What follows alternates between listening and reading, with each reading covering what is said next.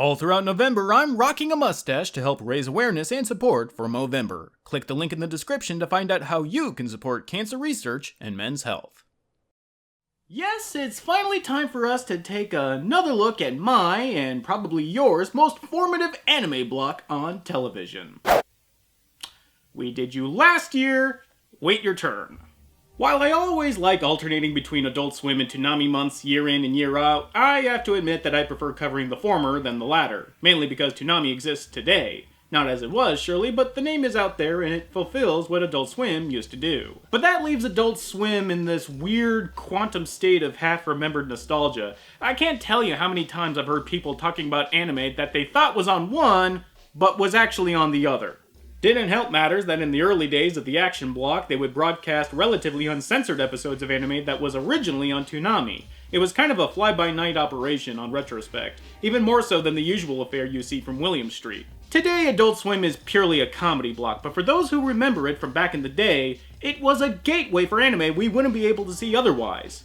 And most importantly, anime that's almost impossible to see today. The majority of anime that was shown on the block were licensed from Bandai and Pioneer/Geneon, two companies that have since liquidated their assets, which are either completely out of print or mercifully rescued by another company.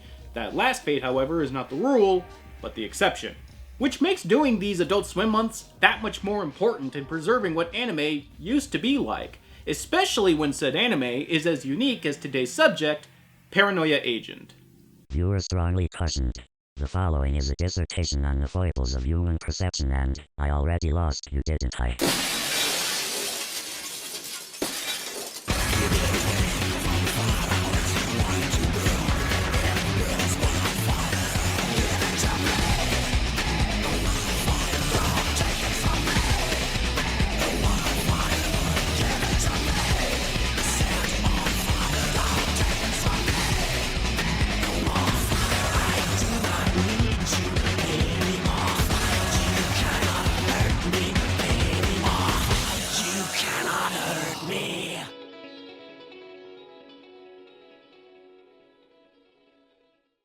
Originally broadcast in Japan in 2004 and on Adult Swim in 2005, Paranoia Agent is a television series directed by the late and certainly great Satoshi Kon, and would be the only TV series he would direct in his career. And while my preamble might give you an impression about how hard it is to find Paranoia Agent today, it doesn't do it well enough.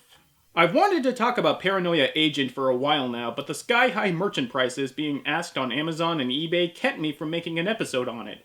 In fact, the only reason why I was able to do this episode is because the studio for the English dub, New Generation Pictures, sent me a copy of the 4 volumes of the series. So, from me to all of you there at New Generation Pictures, thank you for making this episode possible. I'm pretty sure this is just a backhanded way of bragging about the anime you have. No, if I were doing that, I'd use my complete JoJo OVA collection and my stupid rare VHS copy of the uncut English dub of Violence Jack. Oh my god, you hapless nerd, you are actually using your anime collection to flex? Someone said flex! The immediate thing that jumps out at the viewer when it comes to the series is its peculiar name, Paranoia Agent. With such a title, it's almost impossible to assume what the show is about, and true to that feeling of uneasiness, the show is essentially about uncertainty. Though the show itself has a revolving cast on an episode-by-episode basis, what the production team and even Kon himself described as a relay race, at the core the main story is about one Tsukiko Sagi, an artist and character designer responsible for Moromi, a Hello Kitty-style animal mascot that has swept Japan as the new hotness. Well, I've been standing in line since last night. Moromi's the best! It's his favorite. We've got Moromi dolls and toys all over the house, and the other day... With constant fights between fans getting out of control. A string of robberies of Moromi dolls by a group now dubbed the Moromi Gang. Well, I guess it gives me a sense of security. However, success can be its own enemy, and pressure is mounting on Tsukiko to deliver a new mascot that will be just as popular, and the cracks are beginning to show. Stress and tension create a cocktail that has Tsukiko fearful and jumping at shadows, that is until a mysterious boy arrives, making manifest her anxiety.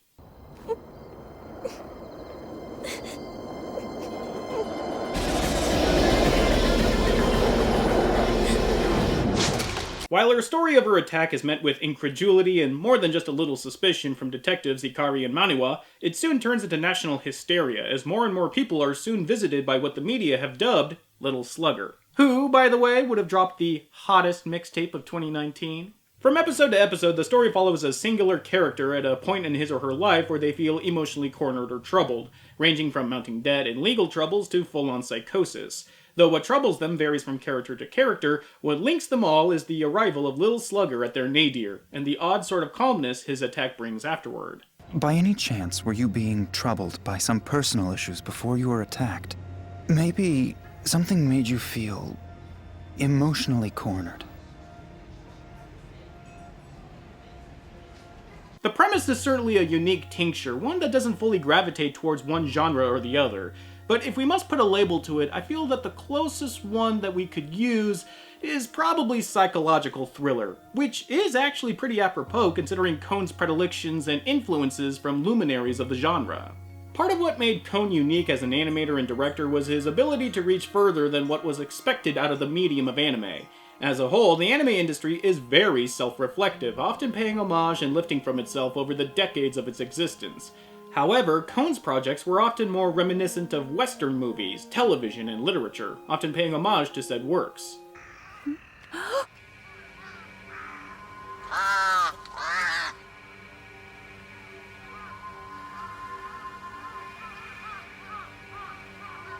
The popular consensus has compared him and his work to David Lynch, but I feel that there is a lot of weight to his stated favorites list back when he kept his blog, specifically the likes of Terry Gilliam and Philip K. Dick.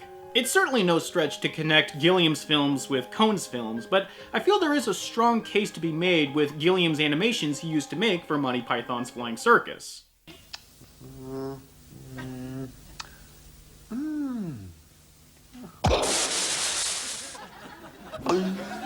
Not to put too fine a point on it, but Kohn does have a sense of humor about himself and his work, and while Paranoia Agent fits the bill of terrifying psychological thriller, because of its episodic nature, it allows for bits of levity to help break things up. I'm in here, damn it! I said I...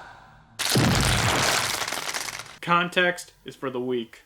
However, when it comes to Philip Dick, influence and homage is not as immediately perceptible, since literary media and visual media don't have much in common ground when it comes to consumption. But I feel where they can often cross is within the realm of theme, where Kohn and Dick share more than a few aspects. Specifically in Dick's A Scanner Darkly, where themes of identity and loss of self are constantly at play. I pieced it together a long time ago that you're Arctur. I'm who?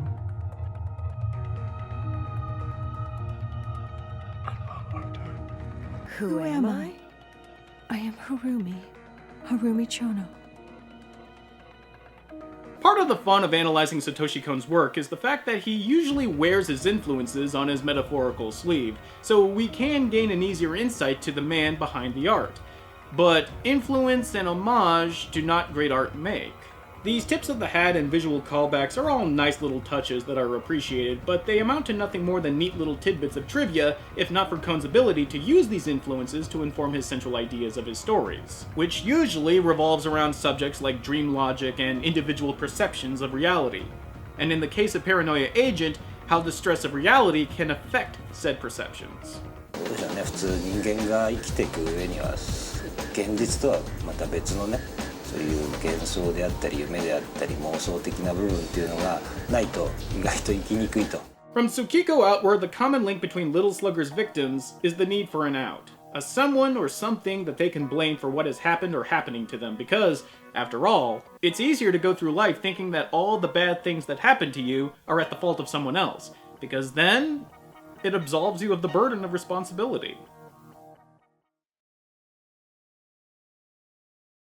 He can appear in front of anyone who's been driven into a corner with nowhere to go, anytime, anywhere. He's still at large. Anime Abandon will return in a moment.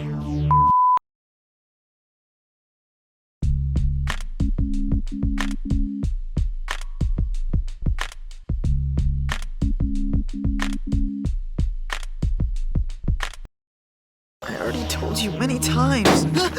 It was you! It was all your doing! You think you can just keep making fools of the police? Huh? Anime Abandon now continues. While avoiding spoilers as best I can, Lil Slugger himself remains mostly unexplained through the series about how he directly came into being. Yes, the show does give something of a past to the character, but considering the shaky reliability of the characters and their mental states by the end of the series, it's not necessarily an airtight explanation, nor should it be.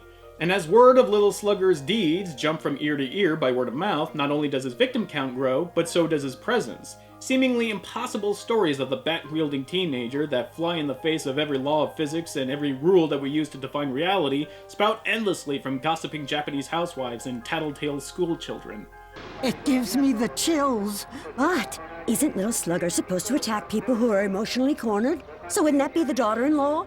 Well, I guess he must have made a mistake. He is what the story needs him to be, a physical embodiment of people's needs for a bad guy to feed into their own personal narrative. He is an agent of paranoia. While Kohn has often explored notions of reality and dreams, they have been within the context of psychological damage or, well, dreams. In Paranoia Agent, he steps in a different direction towards a more relatable and therefore more frightening situation, that of paranoia. We all experience feelings of paranoia, not with the same intensity surely, but feelings of paranoia all the same. Feelings that someone is out to get us, that the reason we didn't get that promotion was because of so-and-so, or maybe some unthinking collective is conspiring to keep us in chains for some nefarious plan, or maybe it's simply that the world we live in is not the one we see. But why do we feel paranoid? What is the purpose of it? Why can't we accept the reality in front of us? You'd become an outcast in your office. The deadline for your next design was getting close. But your well was dry. In short, you had your back against the wall and were looking for a way out. How nice it would be if someone could come along and solve all your problems. Dreams and paranoia are cut from the same cloth.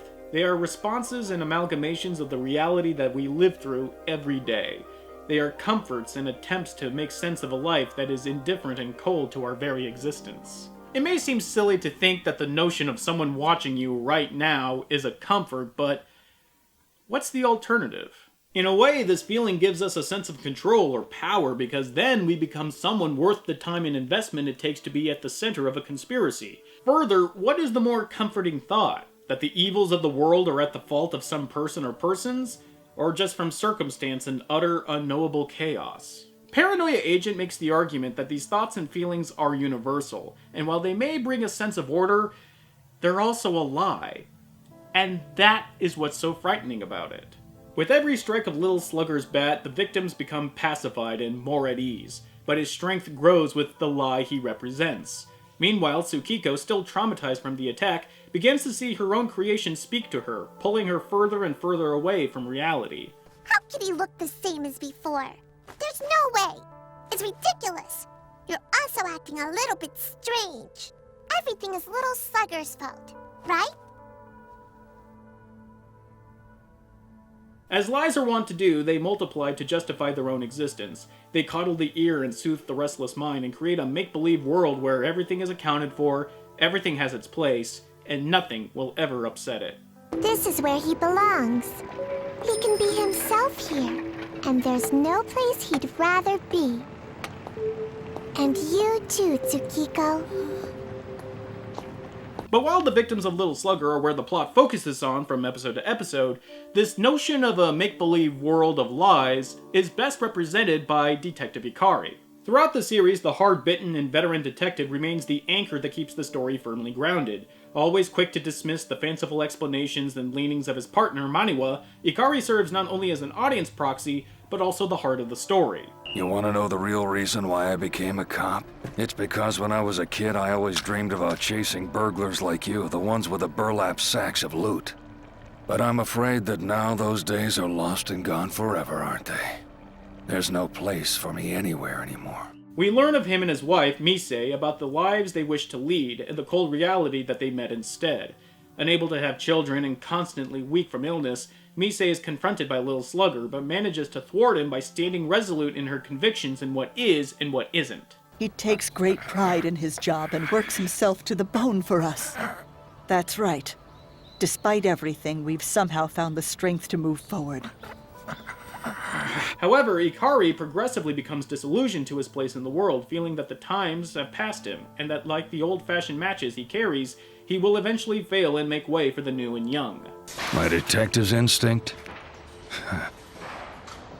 I ran out of that a long time ago.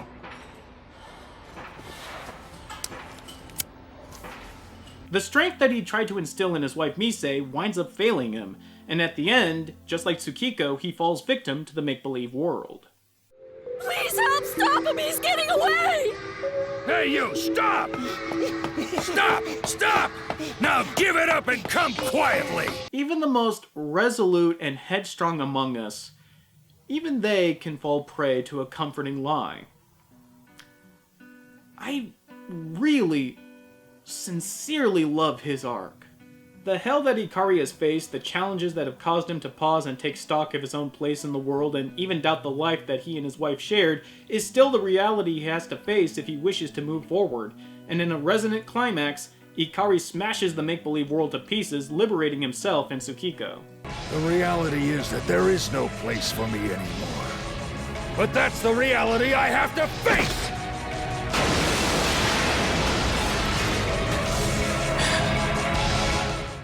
By now, I think you can all tell that I really, really like Paranoia Agent. In fact, once upon a time ago, I named it one of my top 10 favorite anime of all time. Still, I feel the need to speak on Paranoia Agent as it fits within Satoshi Kon's entire body of work, and why it fits so weirdly. As I previously mentioned, Paranoia Agent was the only television series he directed, but why did he create the series, when it seemed his attention lied solely in film? すでに使えなかったアイデア、気に入ってたのにこっちを取っちゃったからこっちは使えなかったとか、時間の関係で入れられなかったとか、そういうアイデアの残骸みたいなものが山のように溜まるんですよ、一本作るたんびに。 Frankly speaking, that the existence of this show is partly predicated upon not wanting ideas to go to waste is understandable, but also kind of underwhelming. Don't mistake me, I know that plenty of great shows and films were also made with the trimmings on the cutting room floor, as it were. But with this knowledge in hand, it's difficult to separate the show and scenes therein between bespoke to the show and merely leftovers. Sometimes it's plain as day, as with the scenes with Harumi Chono and her struggles with her dissociative identity disorder are more than likely riffs and uncompleted ideas from Kon's previous film, Perfect Blue. I want to be free too! Why don't you just admit it now? You're the fake! Dissociative identity disorder. In other words, multiple personality syndrome. Other times it feels more like an explanation of otherwise misplaced ideas, as here with Masashi.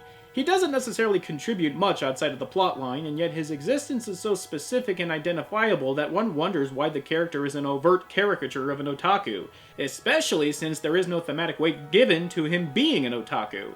But with the knowledge that Kon had a veritable junk drawer of ideas at his disposal, his existence begins to make a little more sense. Perhaps a rough idea involving Mima's stalker, Mimanya, might have made its way into Paranoia Agent in a disguised form.